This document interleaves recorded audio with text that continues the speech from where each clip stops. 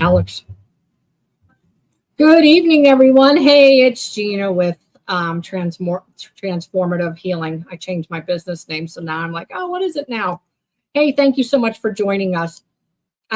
We had a last minute change on our live. We were going to share lots of information of new and exciting things coming up, and we will do that towards the end of the live.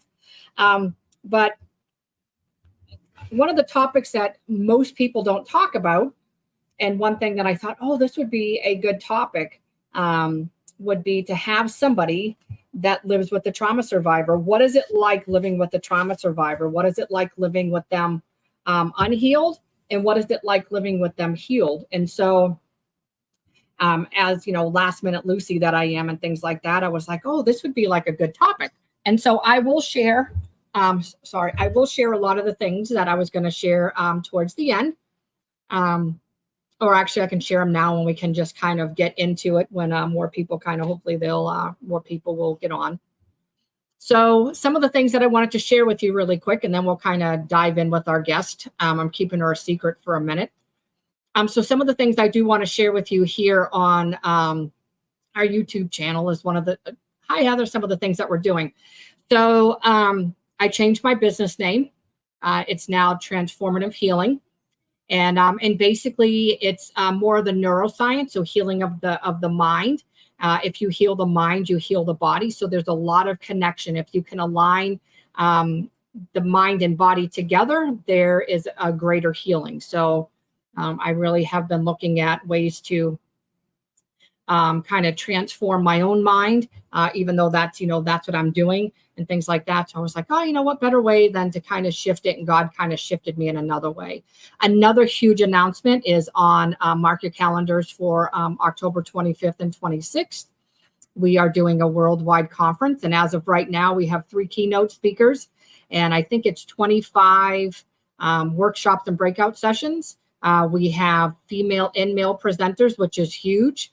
And so I just feel there's going to be a balance, and a lot of the topics, a lot of the information that is going to be shared will really help a lot of people that are trauma survivors, family of trauma survivors. Maybe you want to understand what a trauma survivor goes through, and kind of welcome into our world a little bit. So it'll be worldwide.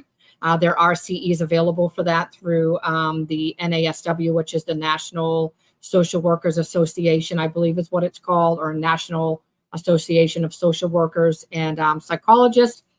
If you are a foster family or an adoptive family and you're in the process of adopting and fostering, there are CEs available through the Department of Job and Family Services in every state. Teachers, if you need CEs for your teaching, renewal of your license, there is CEs available for you as well. We do have some other accreditation through the CBD group for other mental health professionals and nurses and doctors and so forth. So later in the live, I will actually put in there some information about the conference, because I do want to offer, and it's only going to be on my live tonight. You won't be able to get this anywhere else because the live chat does not transfer over when this goes uploads to YouTube. So there will be a code that only the listeners that are here tonight and in the chat will be able to use when the tickets go on sale. And they will be going on sale around August 15th or so. So I will give you the link and you can kind of save that with the discount code. Another thing that I want to bring up is I've been studying a new art, an expressive art. It's called Neurographica art. And I'm actually going to start becoming a specialist for that. And so Neurographica art is actually where you start drawing your neurons. And so it's lines, and the lines represent your thoughts. And so then your thoughts come together, and it's like creating new pathways, new neuroplasticity to deal with a topic relating to a limitation, an intention, if there's a roadblock or anything like that. So I have really been practicing, and I will start that here soon. But I want to show you one of the drawings that I did, just to kind of show you. This is kind of a dark one, but just to kind of show you what I've been doing.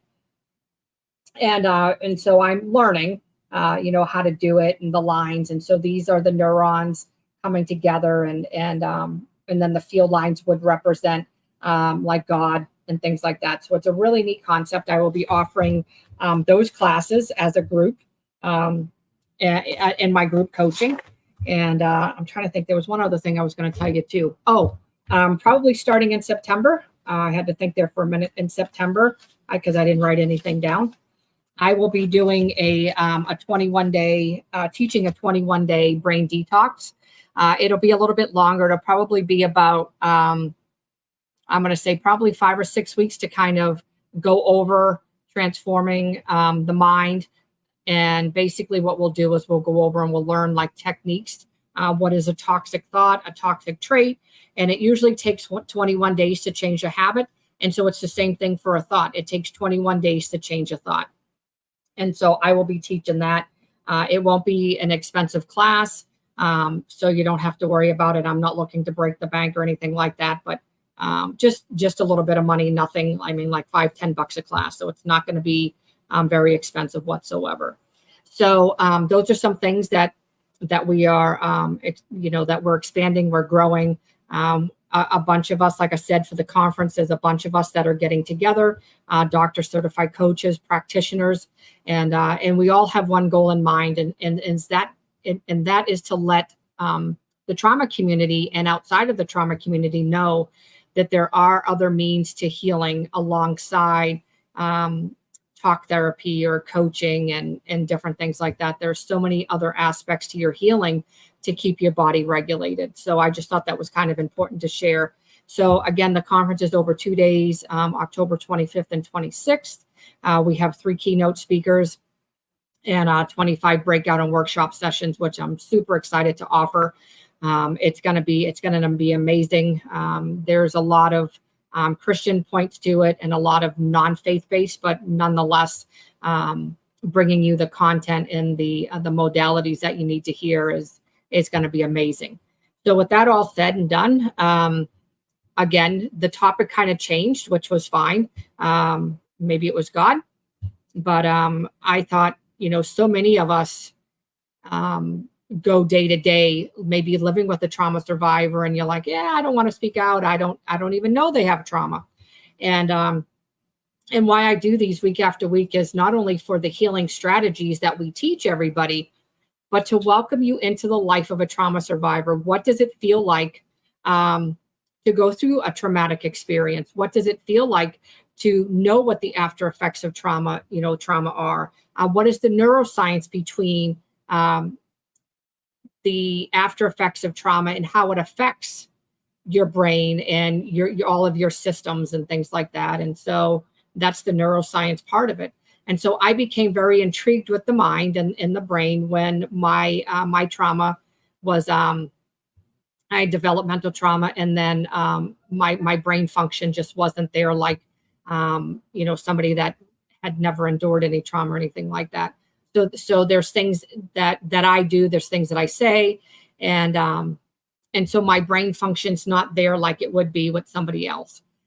And so I thought, well, I'm really intrigued with it. I'm intrigued with how it all works and, everything else. So what better way? And see, I just got interrupted. So now I just my brain just went squirrel like this way, because now I'm like, oh, okay. But anyway, so it's coming back to the mind. The mind is a huge portion of recovery.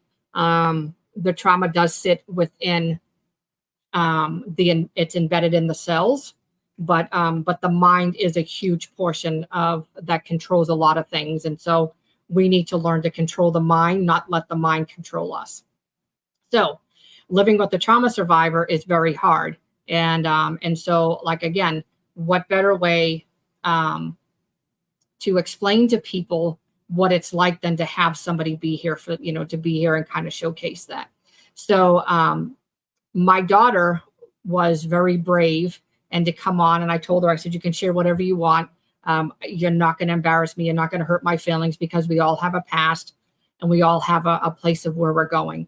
And so what I want to do is I kind of want to, kind of talk to her a little bit so you can welcome in to her world of what it was like growing up with me when I was unhealed, and then kind of what it's like to grow up with me now, to be with me and see the changes of me being, on this healing journey. And so I would love to have you welcome my daughter, Ariana. Hi, guys.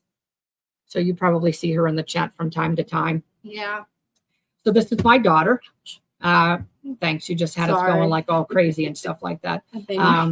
So she has been with us for 20 years. And so she has seen us and seen me, I should say, not us. I mean, my husband's a different entity. She has seen me at my worst, and now she has seen me at my betterest. I know that's not a word. I just made it up.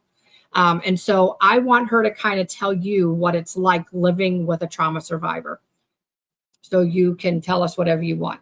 Okay. So yeah, my name's Ariana. I'm her daughter. I guess living with my mom for at least from when I was younger, before figuring out all this trauma stuff, it was hard. She wasn't the nicest person. She wasn't like abusive, but she wasn't the nicest person to want to be around. It's like kind of like, I don't know. It was just kind of hard to be around her at times. And it was like, I loved her and everything, and I wanted to spend time with her. But then whenever like something went wrong, whether it's, we didn't have the room organized how it should have been, or we weren't doing something right, it was just like a whole fiasco thing. And then,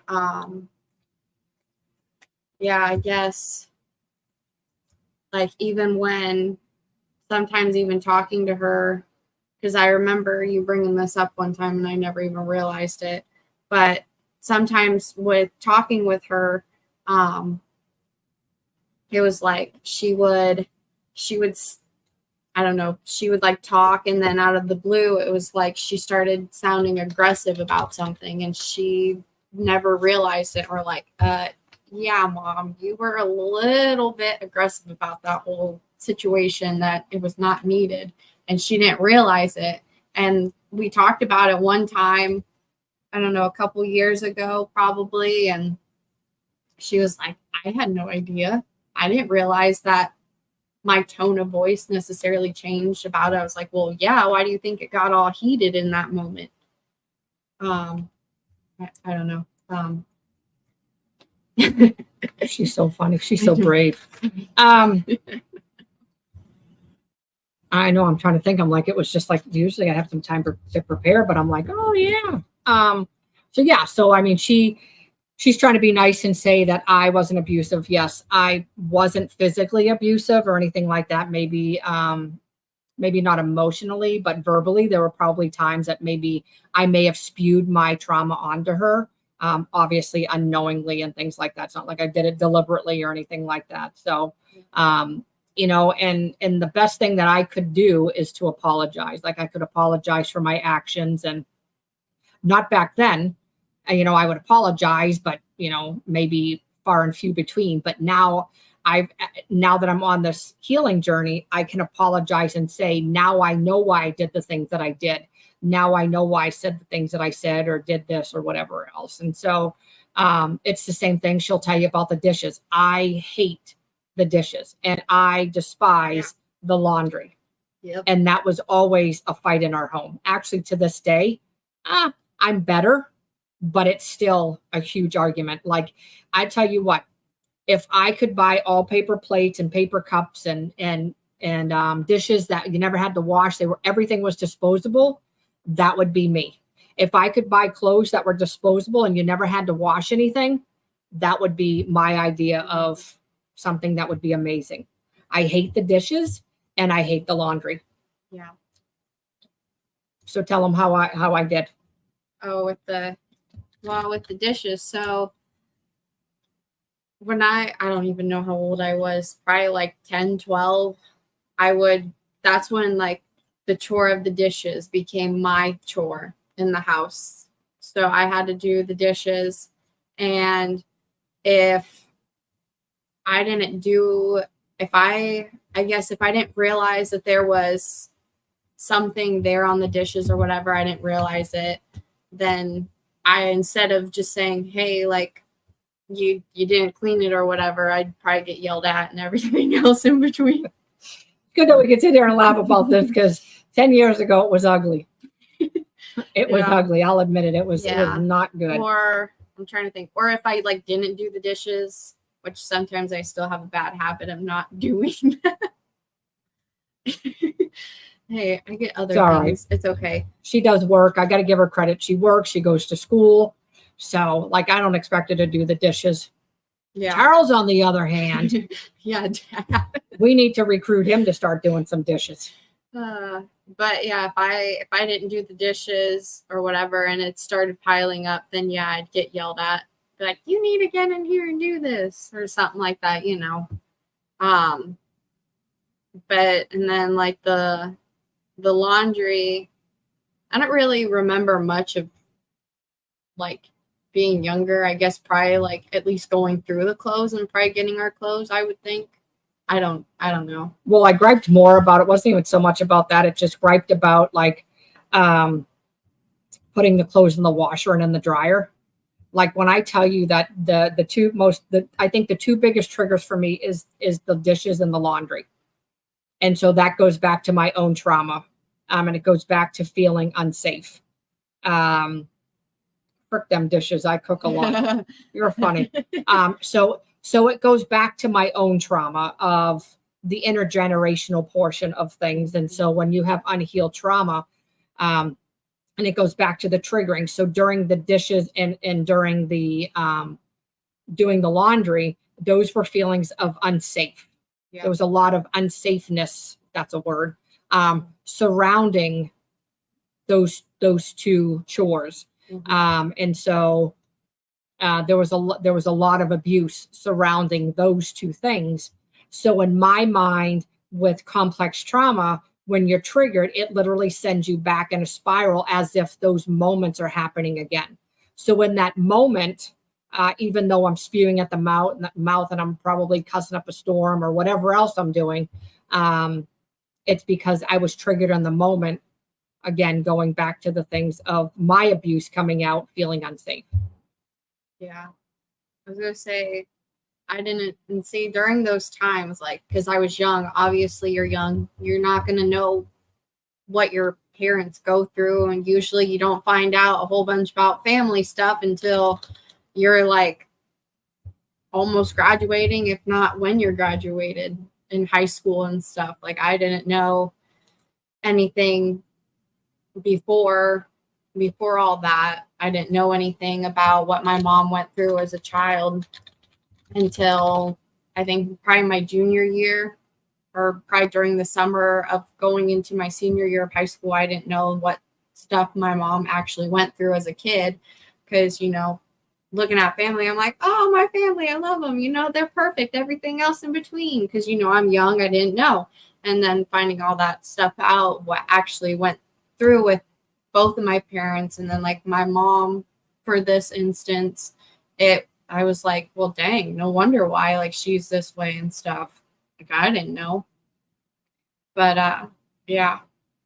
Kind of lost my train of thought because I like had something in there, and then I was like, oh wait, that happens. It's like, oh well, that's what I mean. I like these are non-scripted and unscripted, non-scripted, whatever scripted, and I guess like mother, like daughter. So yeah, it's kind of like, oh, well, I sit here and then like my brain, I just want to talk, and then I was like, wait a minute, what was I saying? Yeah. And of course, Sly came to the door, and I looked up, and then as I looked up, my thought just went out the window like squirrel. Yeah. So basically, growing up with a trauma survivor. Sucks, plain and simple. There's no other way to say it, but it sucks. Yeah. I know growing up, now looking back, growing up as a child, knowing that both of my parents were trauma survivors, I have more respect for both of them, trying to do the best that they could to raise us. Our family was very dysfunctional. There was a lot of trauma. But looking back and going, okay, like, you know, the things that I endured were probably things that both of my parents endured. And so they just kind of spewed all of their hate, not that they hated us, but they spewed all of their hate onto us. And it was the same thing that I did to my kids. And so today I sit here as a changed person. And so we'll transition to that in a minute, because the journey was not easy. And I didn't even identify that I really had. I knew that I had trauma, but I didn't know the depth of the amount of trauma that I endured, or the physical and mental elements and the after effects that I really did endure. I remember reading a book called The Body Keeps the Score by Dr. Van der Kolt. Amazing book. About every week we're on here, somebody always brings it up, but it's an amazing book. And I was probably in the first or second chapter, and started reading it. And I was like, holy mackerel, like I'm really not crazy. It's my trauma that's making me feel the way that I am and stuff like that too. Yeah, I smirked too. And I was like, man, like, but, and then I bawled like, oh my goodness, I'm really not crazy. And so I went on and I was like, man, okay. So then from there, 3 people prophesied to me and said, God knows of your abuse. Okay, so let me back up a minute, because I didn't even know these people. They like came out of the woodwork. I had no idea. So God had them on a mission. And so I remember them coming up to me and they said, God knows of your abuse from the age of 4. He's given you the tools and resources that you need to let your guard down, because ultimately he wants to use you, and he's given you the tools and resources, but he wants to shower you with his love. And I was like, what? And so that was the first person. The next person said something similar. But they said, God's going to use your journey, and he's going to use your journey and the things that you've gone through to help other women and to help other people. And I was like, oh, okay. The third person that prophesied to me actually said the same thing, that God's using your story to reach other people because your story is powerful. Not that my story is any less powerful than anybody else's. I just want to say that. And then turned around and gave me the scripture of Genesis 50:20. And I was like, wow. And Genesis 50:20 is, you intended to harm me, but I intended it for good, the saving of many lives. So basically what that scripture means is that the enemy may have tried to take me out and may have tried to destroy me, but God had a greater purpose to use me for the things that I've endured in my life, to use me to reach other people, because there's so many people that have had childhood trauma or trauma. And those are the people that we're trying to reach. So we're trying to be the change makers and the cycle breakers, and there's no other way to do it without recognition. You have to recognize you have these things. And so I went on and started searching for trauma recovery programs, this, whatever else. And I happened to come across one, and I became certified as a trauma recovery coach, trauma informed. And so it was from then, like, I don't know, it was probably 2 or 3 months in that I started realizing, holy smokes, like I really am messed up. Like and the triggers were unbelievable, but I was like, man. So got out of there 6 months, went in to do some other training. I'm certified as a neuroscience coach. So now I know what the after effects of trauma does, like again, on the brain and all of the different systems within our body, per se, to kind of align them up and things like that. I'm working on a complex trauma CPTSD certification, and then I want to become a neurographic specialist, which is the art. So those are all the things that I'm doing on this healing journey. There are some other things that I'm incorporating as well, like movement and walking and different things, eating healthier, eating the right foods, not restricting foods. Although, I could eat a whole cheesecake, but, instead of eating, I mean, yeah. So, I know that I can only eat 1 piece instead of 5, and so I try not to restrict things because I'm healthy. There's a lot of people that endure trauma. And I'm truly blessed that I don't have a lot of the after effects that they do. I will take my back pain over a lot of the issues that a lot of other people have. And so I'm very blessed that that's the only thing right now that I have. And, and God's brought me from the pits of hell to where I am sitting today. So what I want Anna to share with you is her seeing the transformation, and how that transformation has maybe inspired her in her life. Okay. Yeah, I mean, at first, first going through it, my mom, was still like kind of the same. And then after a while, like I could see like the difference in how her attitude was towards things like the dishes and stuff. And Don't lie. And what? No, probably I teasing. was like, what? Like she's not as bad as what she was with like the dishes and the laundry. Sometimes she still gets annoyed with both. There'll be sometimes during the week where the laundry hasn't been switched and she's like, the laundry needs switched or something like that. But I'm learning. She's a lot better. I've seen a lot of change because she's not as mean, I guess. I guess that's the word. I don't know. Grumpy, mean, whatever. Grumpy, mean, as moody. she used to be, and I could actually tolerate her better than when I was younger. Thanks. You're welcome. It's all right. No, We're raw and real. Yeah, but I don't know. I was trying to think of stuff to talk about with like but like it's hard to talk about someone's transformation, I guess, because like instead of just saying like, oh, they were like this, not as aggressive. Not as aggressive. That works. I was very I had a very negative mindset. That was another thing too. I was very negative. I was fueled by negativity, and I've spoke about this before. I grew up in a very negative home, so I took on the characteristics of a negative person. And so I was always negative, like a negative Nancy. Drama was always at the forefront of my mind, revenge. Again, if you did something to me, I would do it back to you 10 times. I was very manipulating, controlling. I mean, we all are manipulating in ways, but there was times that I was manipulating and controlling. If I didn't get my way, I would manipulate until I got my way. And of course, those things were all behaviors that were taught to me. That's not something that I just said, oh, today I'm going to feel like I want to be manipulating and controlling people. No, those are the things that were mimicked to me. And so, Well,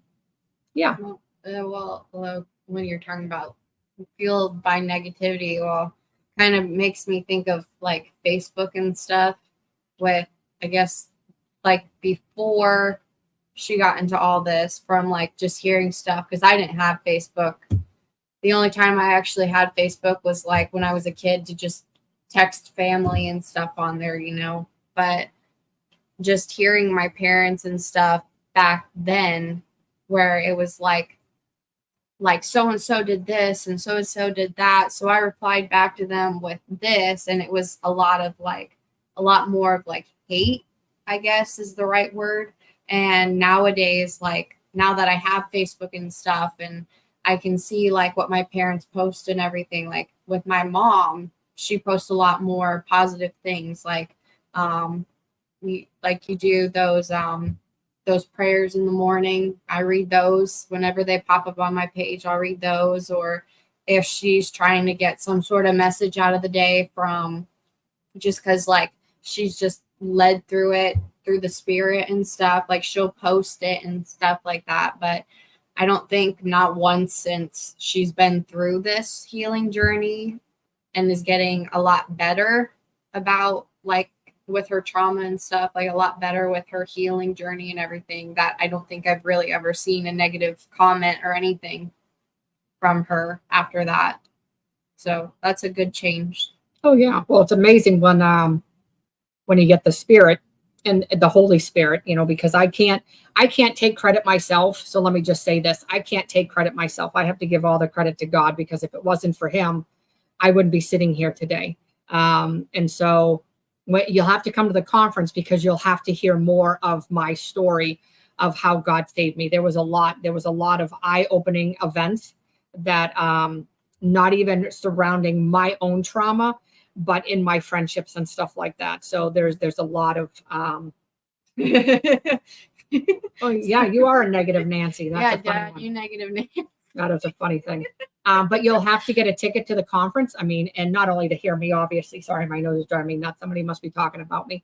Not only to hear me, but when I talk transforming the mind with restructuring, like transforming the mind. I don't have my topic in front of me. Transforming the mind Oh my with God. with restructuring through a biblical lens. That's what it is. But but I'm doing that one, and I'm also a keynote speaker, overcoming childhood trauma with God. So what I'm going to talk about is how God saved me, but I want to bring in the aspects of my friends, and some of the paths that they took, and where God kind of veered me away from all of them to where I'm sitting today. Because when I tell you I shouldn't be here, I really shouldn't be here, but God saved me for this purpose. And so I have to give all the glory and all the praise to him, because this is not me, this is him. So when I speak and I write those messages on Facebook, and I write those messages to people that they may get irritated, but whatever, it's not me speaking, it's the Spirit speaking through me. And I've had that happen. I've had the Spirit give me messages that I've given people, and they get ticked off. And so we won't even go there with what that means. But when the Spirit gives me a message, I share it. And so I have YouTube videos where I've been sitting there doing the dishes, and all of a sudden the Spirit just starts talking. And I was like, wait a minute, this would be something cool to record. And I do that. And so I will record the message, and I still have them up on YouTube that you can literally hear, and see what the Spirit is saying. So I'm not going to stop posting that, and I'm not going to stop sharing what the Spirit tells me to. If you get angry, then that's between you and God. I'm not a dwarf, He's so Dad. You're funny. so mean. It's just because the chair I'm sitting in is like He's so funny. is lower to the ground. He is mean. He is. If I stood up, It's taller. all right. But I can't help So it. again, I'm not going to stop sharing those types of things or whatever else. And if you're offended by, God being brought up, well, that's between you and God and whoever else. So I'm not going to stop sharing it. Sorry. Or anything like that. So anyway, there has been a huge transformation. People that have known me. I will answer your question in just a second, Cooper E. And so somebody that met me 2 years ago, said to me just about a couple of weeks ago, I can't believe the transformation. Like, I see the old Gina and I see the new Gina, and what a transformation. And I don't look for recognition, but that's the types of things that just bring me the most. I want to say maybe gratitude, or I don't want to say satisfaction, but I guess maybe a heart warming to say, oh my goodness, like, look at, if I can do it, anybody can do it. Like that's a huge thing. People always think, oh, I can't do this. Mine was faith-based. You can heal without being faith-based. I shouldn't say that as a Christian, but you can. It's whatever you believe in. And so obviously, when you come to see me, you have your choice of faith-based and non-faith-based.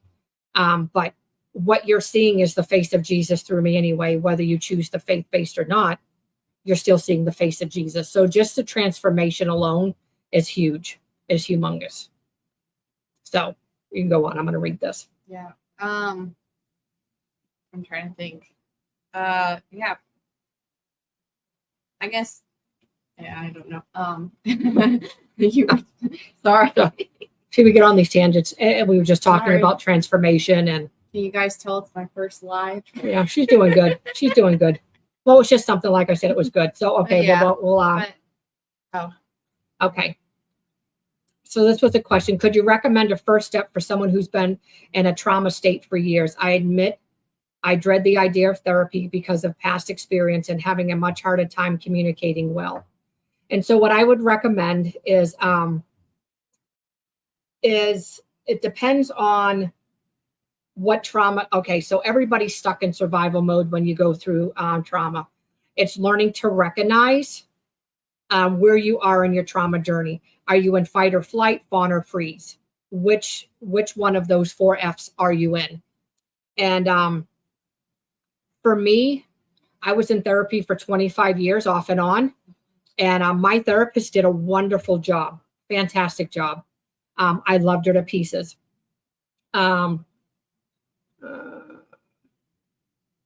Traumatic loss. Oh, okay. Yep. I thought he was talking about me. I was like, No. wait a minute. Yeah. Keep going. Yep. And I'll so, answer it in a sorry. minute. I was like, yeah, squirrel. Sorry, everybody. So anyway, so when I was in therapy, 3 years ago was when I seen my therapist last. And I remember asking her the question. I said, do you know what complex trauma is? And all trauma survivors, I shouldn't say all, but most trauma survivors that have endured childhood trauma, you're going to have complex trauma. They don't say it's complex trauma because it's not on the DSM-5, but complex trauma is a huge portion of what we go through. And so it was from then that she said, I don't have any knowledge of that. All I have knowledge is of PTSD. And it was then that I was like, okay, she can't help me to the depth that an actual trauma coach can. And so I actually switched and started seeing a trauma coach. And I am just telling you from my own experience, they don't go on the past. They only go on the past to show you connections. Some of them do, some of them don't. I'm one of the coaches that I go and I go on the past, not to relive the past, but to show you why you're having why something that's coming up for you today is connected to your past, if that makes sense. And so 6 months working with my coach, I got more healing in 6 months working with my trauma coach, because she understood me, could offer more empathy and compassion than I really did in 25 years of therapy. It was huge for me. So I would really recommend that maybe working with a trauma recovery coach may be an ideal state for you to work with somebody right now. If you're not comfortable working on your past, which is perfectly fine. And then kind of working to communicate. It's more of asking questions and sitting there in your space and allowing space for you. When you start feeling seen and heard and the relationship starts building, that's when the communication will take off. The communication doesn't take off if there's no safety. And so trauma survivors and trauma coaches, the reason that they work so well together is because we have the lived experiences. We know when you come in a session and say, I literally can't describe what I'm feeling, but this is something that I may have endured. We can say that's okay because we've been there. That feeling is something that you can't describe. It's an indescribable feeling. And if you're looking for a coach, or if you're looking for something else, I will type in my email in the chat for you. And that way there you can reach out to me. I think that's what it is. Yep.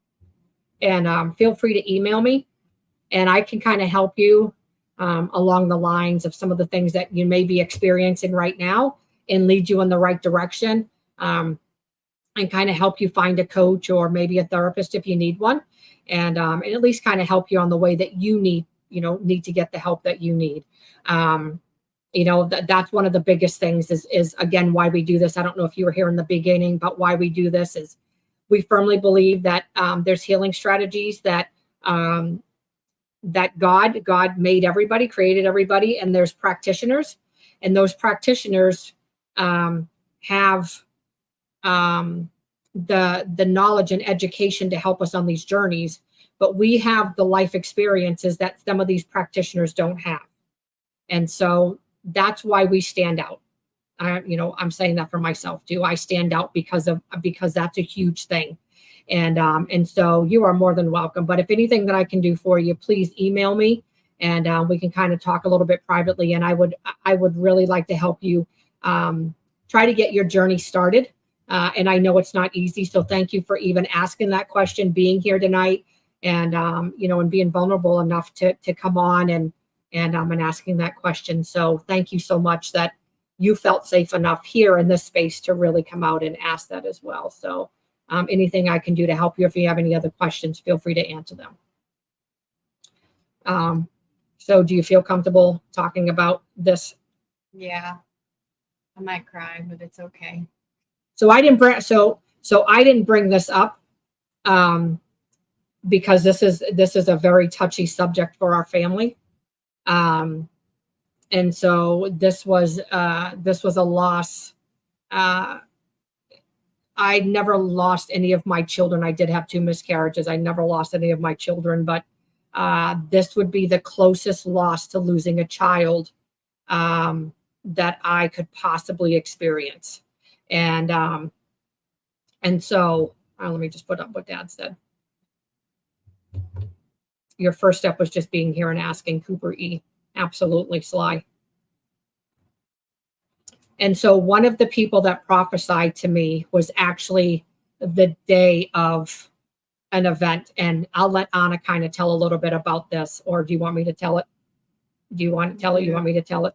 But like, Well, what that's well, your traumatic I loss. You can talk tell about it and stuff. because Anna did. It's not just childhood trauma. So I guess I guess there's a purpose. Mm-hmm. People go through traumatic experiences. Grief is a traumatic experience.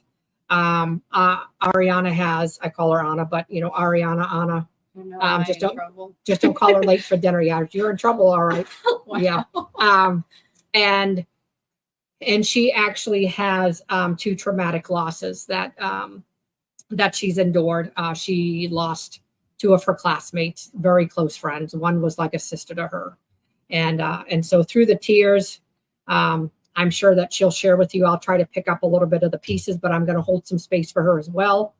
I am so thankful that you came and that you came across the channel as well. So thank you so much. And again, if there's anything we can do, we are here for you. So absolutely. So I'm sure Anna's she's probably gonna cry because it's still, grief has its ways of creeping up. It has its ways of saying things. I can tell she's crying already. But grief just has its way of, there's no right and wrong way to heal from grief. Grief is just one of those things that you just continue to go and you just continue to go. And I remember somebody said to Anna, you know what? The traumatic experiences that you've gone through and the loss of your friends, God's going to use you in a way that you can help other people overcome that loss. And so, she did. So again, one of her friends that passed away was like a sister to her. And then the other one was a good friend to her. So I'll kind of let you share a little bit about Madison. Okay. So, yeah. So, my first friend that I lost, like my mom was saying, she was like a sister to me. I knew her since kindergarten. We were in the same class together, and we never really talked to each other until I actually broke my left wrist.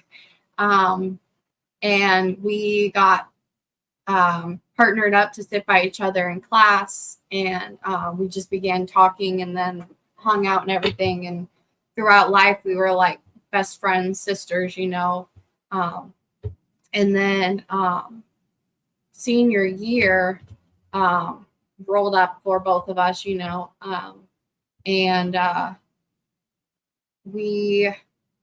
so my brother and we stayed at my older brother's house for Thanksgiving week, and then my family came up and visited, and then we left that Sunday in November. And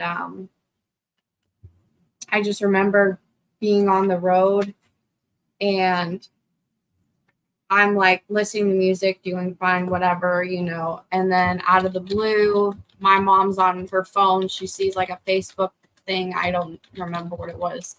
And we had no idea. I just remember my dad being like, what's wrong? Because he sees something's wrong with my mom. And then we're all like, yeah, what's up?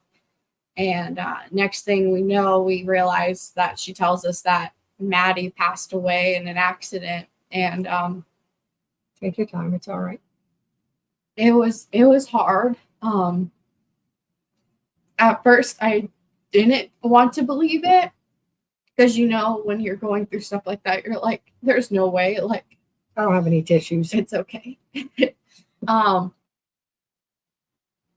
When you're just sitting there and you're like, there's, no way, I've never, there's no way. And she just keeps reading it. And I just remember being in the car on the way home, just crying and bawling my eyes out. And, oh yeah, that's what, yeah. See, I didn't remember that part, but, just bawling my eyes out. And my brother, that, you know, him and I went up to go visit, that brother that came with me, he was bawling his eyes out too, because like she was a sister to both of us, you know.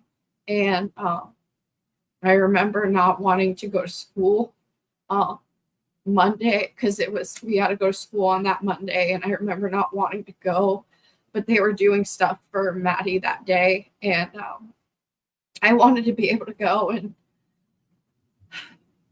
Take your time. It's all right. yeah, It's a tough topic. yeah.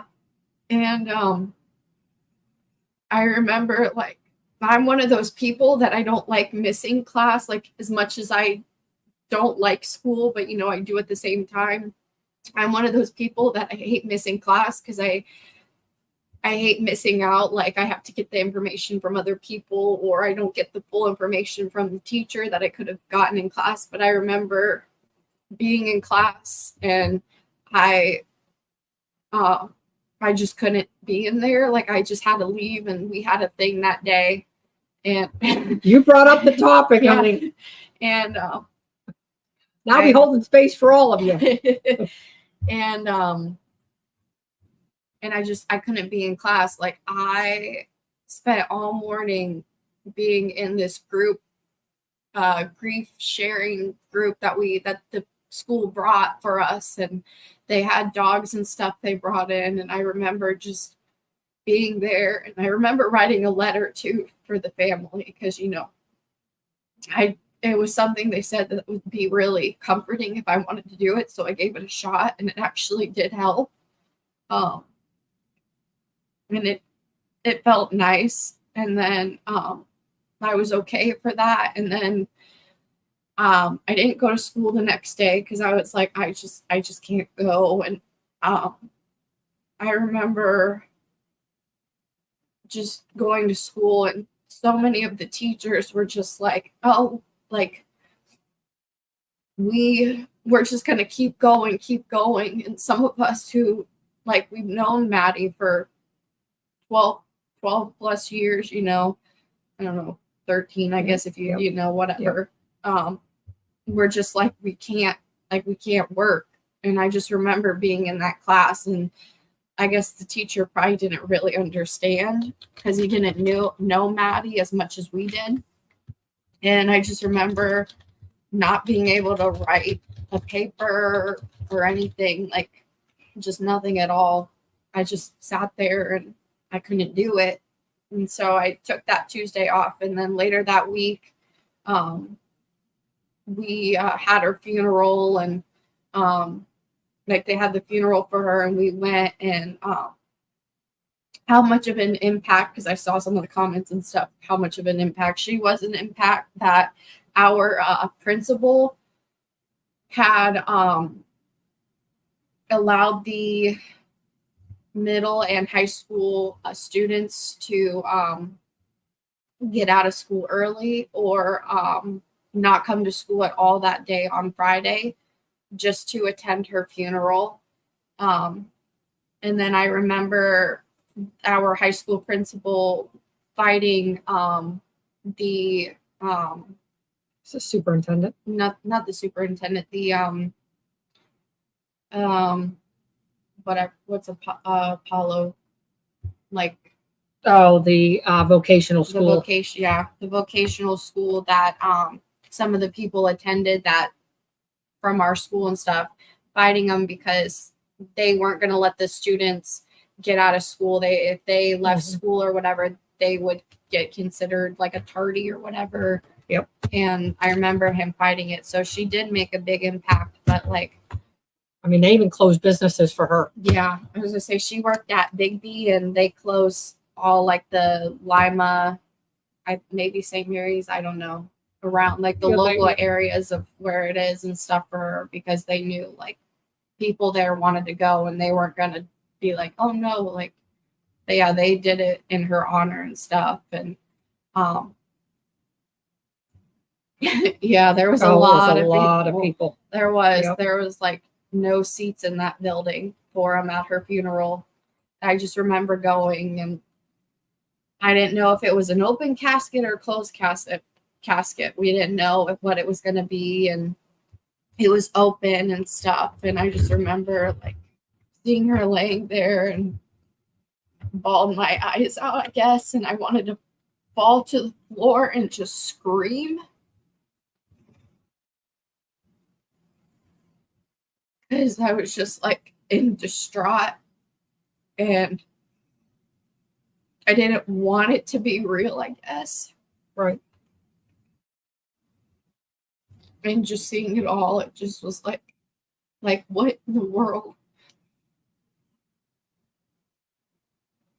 And I remember like just going and like seeing her and looking at all the pictures and stuff of just like me and her when we were younger. It was hard. Even going to her grave was honestly really hard. It still is. I gotta like take a minute. Sorry. All right. I can jump in if you want me to. It's okay. I can share my part too. Yeah. I guess I'll let you for a minute. So then, because you don't have to go into all that detail. Well, I mean, you can tell them how it impacted you and not go into all of that. Yeah, I mean, it was. If you want me to take over so you can get yourself, that's fine. Okay. So the first person, the video that was funny about when she made the new skirt pockets. So, but I'll jump in really quick and so at this funeral, this was. I bring it up to people, but I knew Anna was here. I didn't want to upset her by bringing it up because this was a happy and sad day for me. I was very sad because, again, like I said, Maddie was very dear and near to my heart, like my own child. And but I was happy in the sense that I knew where she was going. I knew that she made it to heaven, and I was rejoicing in that.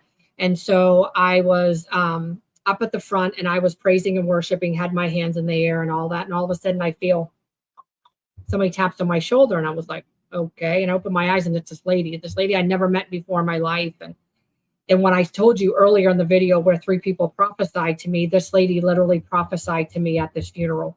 And she was the one that came up to me and said, God knows of your abuse from the age of 4. He's given you the tools and resources you need to let your guard down, but it's ultimately up to you to learn to let your guard down so he can shower you with love and use you. And I looked at her and I said, how did you know that? And she said, I was being obedient to the word of God. I struggled with the Holy Spirit because you look so beautiful and at peace up here. But I knew that I only had a moment before the Spirit would just be like, okay, fine, whatever. And so I look at this as it's a happy and sad moment. It's sad that she lost her life. But I look at, as Christian people, this is what we strive, is to be in heaven. But then I feel like if this wouldn't have taken place, I wouldn't have got that message that God really does love me and God's trying to help me heal my trauma. So it's all kind of come back around, if that makes sense, without making it sound demented or selfish or anything like that, or whatever. Absolutely, I would rather be here. But I know that she's up in heaven and she would not want to come back here. Mm-hmm. I can tell you that already. So yes. So let's just move on because I don't want to keep you in that state of that. So, but I do want it because I know it's upsetting. I don't want you to share a lot about, but what I do want you to share is how has that impacted your life? So, I guess what's very, yeah, that's true, Dad. That's true. But I guess it's impacted my way of a better understanding because for the longest time, everyone knows me as a positive go lucky girl, which I mean I still am, but I remember having that moment of always being that negative Nancy that I never wanted to be, that all my friends were not wanting me to be because I'm that type of person that I will be your positive bubbly person if you need me to be for you. And I guess it the realization was when you and I sat outside one time and we talked about it, was that when Maddie was in that accident, and then she had her boyfriend at the time in the car when it all happened, when you were telling me that,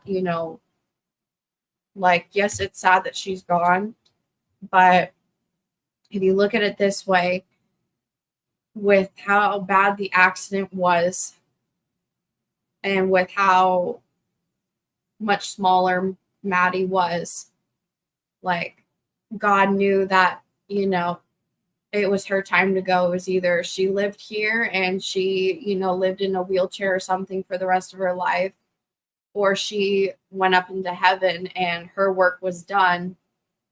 And so that's what happened there. But then we look at her boyfriend at the time, who was like on the verge of just going himself, and he actually recovered out of the hospital anyway within a month, and came back to school around April of 22.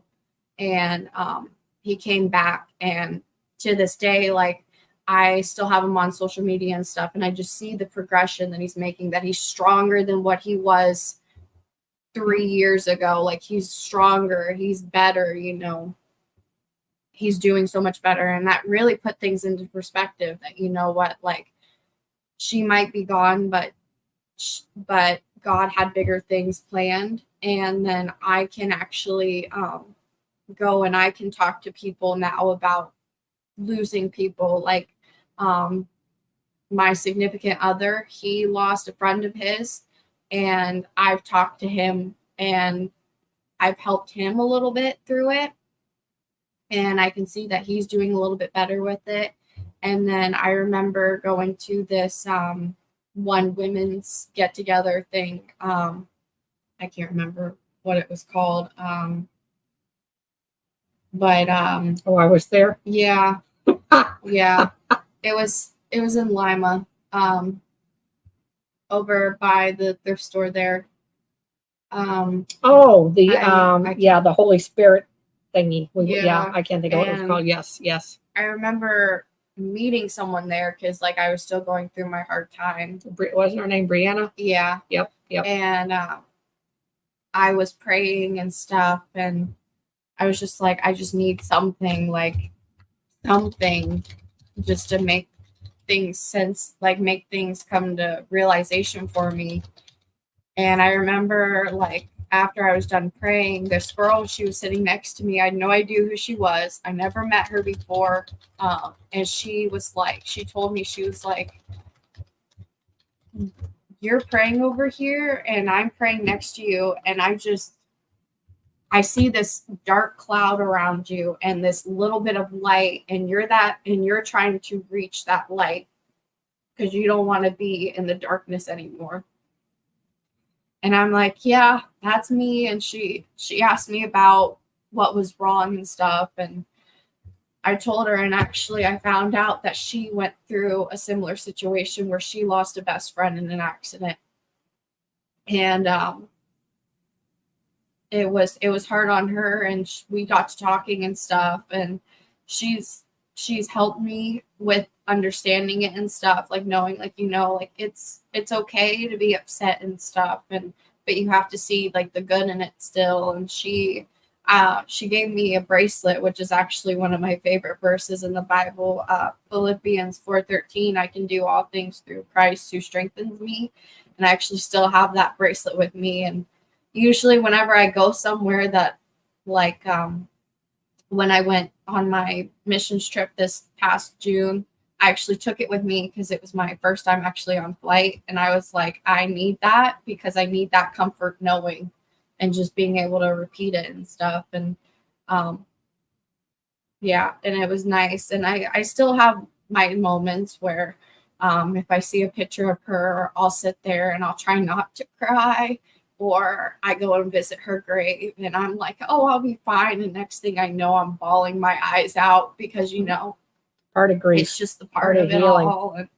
Part of healing. Yeah, and I mean, and I did go through a grief class, which was very helpful. Just being able to like see that, you know, that not to keep it all bottled up, like to actually just say something about it. And I do. I mean, it can be hard sometimes because I'm one of those people that I'll help you, but you don't have to worry about me type of thing. Because I'm just like, yeah, like I like to help people, but you know, when it comes to me, I'm like, oh, okay, type of thing. But I don't. I come out more about it because I know it's something that needs to be talked about instead of just keeping it bottled up, because I know what it can do to a person. Hence, you know, why I do it, because it's not fun to keep it bottled up. But so it's better just to come out about it than keep it in. That's right. Well, I'm proud of you. Thank you for sharing. Yeah. So how has it changed you?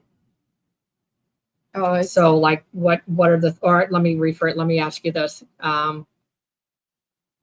How did you I mean, I know you're still going. There's, I mean, one of the things you realize is, I mean, I think we grieve a lot, and I don't think you ever stop grieving. You just kind of learn to live without that person in a new way. So how did you get over? I know you're not over it. That's probably not the best word to use, but how are you helping yourself okay, let me ask you, how are you helping yourself through these difficult challenges? I guess basically like talking about it would be a big one. And then like as a Christian, going through and like talking to God about it too, and reading my Bible and stuff like that. And being able to like still talk to people, and anytime Maddie's brought up, I try to like still keep a smile on my face. I mean, I might cry a little, but I'll also laugh about it and stuff. And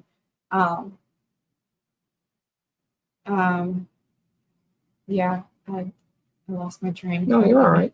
Well, that's good. I mean, that's the thing. A lot of people, you know, you just gotta keep focused and take everything day by day. And you know, it's whether it's grief, you know, you have you know, grief is a traumatic experience as well as any other trauma, and so it's getting up and going through the motions, and you know, or the emotions and the feelings and everything like that, and going through them every day, and sitting and feeling with them and saying, okay, what can I learn from this, and things like that too. And ramen noodles, she loved ramen noodles. Oh my gosh, oh my goodness. Ramen noodles. She wasn't a huge fan of the shrimp ones though. No, she loved ramen noodles and coffee. They were coffee fanatics. I would also say too that I guess one thing about going through this loss was being able to connect better with people who have gone through a loss, or like just the other day, I guess this past week, I'd say one of my daycare kiddos that I watch at the daycare I work at, she was sitting in her, so they were outside and she was sitting in her house that she built out of blocks, and I had no idea until I walked by, and she's in there trying not to cry, and I found out that that I think just this past year or two, I don't know how long it's been, she lost her grandfather that she was really close to, that her and her family were very close to, and she was in there trying not to cry, and I told her to come out, and I'm like, if you need a hug, let me know, like I know how it feels. And I was like, if you need to talk to me. And all she did was she just stood there and she just hugged me. And I said, I will not let go until you let go. I was like, you need a hug, I'm here for you. You need to cry, I am here for you. Like, I will be here for you. And it was a nice moment, because it made me realize, you know, like regardless of that I went through that I can go and I can help the kids that need it, because they might not understand, especially because they're younger, that they might not understand it. And like I'm able to, I guess, help them kind of like cope with it for a little bit and get like be that person for them, because no one else understands what it's like to go through something like that. That's right. Mm-hmm. So you on this journey for a reason, Yeah. you know, Yeah. and to kind of help people. So Yeah. does anybody, I know we kind of switched topics and, you know, last minute, and some of the topics we went into a lighter topic into kind of a heavy topic and kind of winding down to close, and things like that. Does anybody have any questions or anything that they would like to add or anything like that? While I'm waiting and seeing if you have anything else you'd like to share.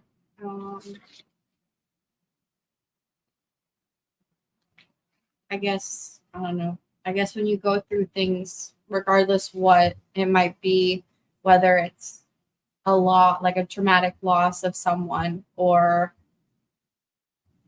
like, I guess, trauma, any sort of way, to just like not let go, like still hold on. Like, I know it's hard because I've had moments where I just wanted to go. Like, I was like, I don't want to be here, you know, type of stuff.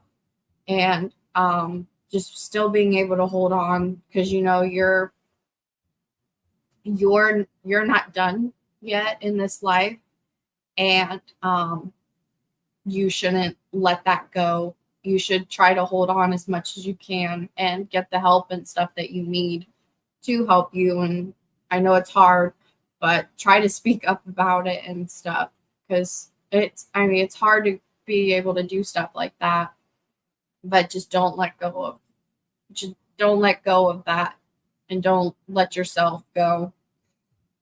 Mm-hmm. No, I'm very proud of her. One thing she didn't tell you is she did lose another friend. Last year, she did lose another friend. Her friend Shayna passed away for medical reasons, and she was 19. So Maddie was 17. Shayna was 19, right? Yeah. So Maddie was 17. So she'll forever be 17. Shayna was 19. She'll forever be 19. And so just in that 2-year span, Anna has lost 2 friends that were near and dear to her heart. And so I'm proud of this young lady for, you know, coming on and actually sharing that. We weren't even expecting that, but, you know, for coming on and really sharing that and things like that too. And coming from grief in a different aspect. I mean, she's young and how she dealt with it and stuff like that, but her message is clear. You know, either, you know, seek God, speak to God for your guidance, get help through a therapist or a coach or something like that, but always know that you don't have to do this alone. Mm-hmm. And when you know, and as difficult as grief is, I made sure that I checked on her. I made sure that I checked on her brother, to make sure. And I remember Anna saying, I think I need to go back to youth. And so I think that was Anna's way of dealing with her healing through the things that she was going through. Was she needed people, and she needed God and to be around other people. And so it was through this traumatic experience again. Maddie was actually the one that brought us, you know, this little girl was just amazing, but she's the one that literally led us to church. And then in the first place, and then going through the trauma that I did, I just didn't feel a connection. But then when she passed, her passing actually led us back into church. And so we've been in church, back into the church that we are now, and back to this church since 21. Mm-hmm. So 3 years. Just about that we've been back into church again. And so, you know, her mission, she was a little pastor, little preacher. And so that's exactly what she, you know, that's what she did. So, Anna's message, as heartbreaking as it is, I'm hoping you got some insight as far as whether you're dealing with grief or, another type of trauma. You know, there's a lot of us that are dealing with things or that have dealt with things. And that's why we're here. We're here to help each and every one of you, whether it's helping ourselves, you, or, you know, helping you find the right person. That's what we're here for. And so on next week, on Monday of next week, we will actually have Jeremiah, and he will be coming and sharing a little bit about his story. His story has, there may be some triggering aspects to his story, but he's going to do it in a PGG form of some of the things that he talks about. But his story is very, very inspirational, and seeing the things that he went through, the things that had happened in his life and his childhood, what he's doing today. And then he's going to touch on a little bit of, well, now I can't remember what it was. It was just there, but now I'm like, oh, what was he going to talk about? Anyway, I guess you'll just have to find out when you tune in next Monday, because my brain just went, whoop, especially with talking about grief and stuff like that too. And Maddie, now my mind's like, oh, I don't even remember what you're talking about. So it's fine. So I put before I end the stream, if you go up in the chat, I don't know if you can or not, but if you can, I put in there what the website is. If I can find it somewhere on here. I don't know if I can, I don't want to show it, but I will do it one more time. If you're interested in coming to the conference, what's going to happen is you can't buy tickets just yet. They'll be on sale hopefully by the 15th. And what I will do is I will set up, it's in the chat, so you have to go in the chat in order to see it. But I put the website you can get on there and at least look at it, see what breakout sessions and workshops we're offering, what the keynote speaker topics are. There's a discount code in there that will actually save you probably about $300 if you use the discount code, only because I love you guys. A lot of you are here week after week. And it's just, that's the discount code for my guest here only on my YouTube channel. Everybody else will be paying full price. That's just a token of my appreciation, because I want everybody to be able to afford to come to this conference, because it's going to blow everything else out of the water. You're going to learn so much, and you're going to, learn about trauma and different aspects of things. You're going to learn different things hands-on in your workout and the workshops. It's just going to be an amazing, amazing conference. So if there's no questions or anything like that, we will let you go so you guys can go enjoy the rest of your evening. Thank you so much for being here. Thank you for sharing, and with all of our hurt, pain, sorrow, laughing, giggling, whatever else we had on tonight. Thank you as well. Cooper E., thank you so much. Bless you as well. And again, we are back here next Monday, 8 p.m. Eastern. We're here every Monday. We will be taking a Monday off. I don't know which Monday. It might be the 19th. That might be the only Monday. But Jeremiah will be here next week. And it'll be nice to have a male figure supporting and promoting men's health and things like that too. So again, if you'll like, share, subscribe, as soon as I get his information, I will put it up. I will see you guys here next Monday.